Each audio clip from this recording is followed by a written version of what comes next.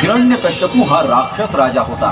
प्रदीर्घ तपश्चर्या करून त्यानं असा वर मिळवला होता की त्याला कुणीही अर्थात मानव, पशु, देव अथवा दानव यापैकी कोणीही त्याचा वध करू शकणार नाही. दिवसा अथवा रात्री त्याला मरण येणार नाही आणि कोणत्याही शस्त्रानं त्याचा मृत्यू होणार नाही. सत्ता आणि अमर्याद शक्तीच्या जोरावर त्यानं आपल्या राज्यात राक्षसी विचारांचा प्रसार करून दैवी विचारांवर बंदी आणली. पूजा आणि नामस्मरण यावरही त्यानं बंदी आणली. परंतु त्याचाच पुत्र प्रल्हाद हा घोर ईश्वर भक्त होता. त्याच्या मुखातून सतत नमो नारायणाचा जप चालू असे. एकदा नारद मुनी दैत्यराज हिरण्यकश्यपूकडे आले आणि म्हणाले, नारायण नारायण.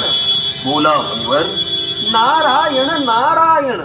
देवादिदेव विष्णूंचं नामस्मरण आपल्या राज्यात पूर्णतः वर्ज्य असताना आपला सुपुत्र मात्र ओम नमो नारायणा असा जप करतो.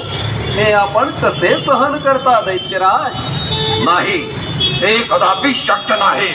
ओम नमो नारायण.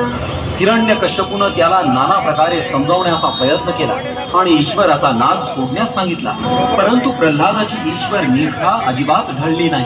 हिरण्यकश्यपूनं त्याच्यावर नाना प्रकारचे दबाव आणले. परंतु सर्व प्रयत्न निष्फळ ठरल्यावर पित्यानं अर्थात हिरण्यकश्यपूनं प्रल्हादाचा वध करण्याचं ठरवलं आणि त्यासाठी त्यानं प्रल्हादाला उकळत्या तेलात फेकलं. पण प्रल्हादाला काहीही झालं नाही. त्यानंतर त्यानं प्रल्हादाला उंच कड्यावरून खाली फेकलं.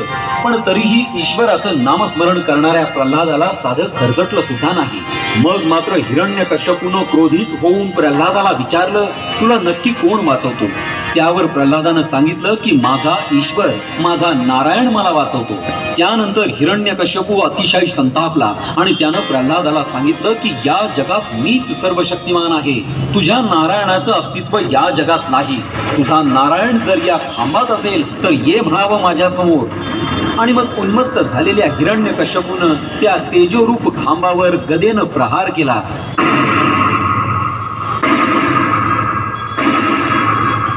त्याच क्षणी संध्या समयी त्या खांबातून भगवंत विराट विशालकाय नृसिंह रूपात प्रगट झाले. त्यांचं मुख सिंहाचं आणि शरीर मानवाचं होतं. भगवंतांनी हिरण्यकश्यपूला उचलून मांडीवर घेतलं आणि हाताच्या तीक्ष्ण नखानं त्या दुष्ट दैत्याचा पोट फाडून वध केला.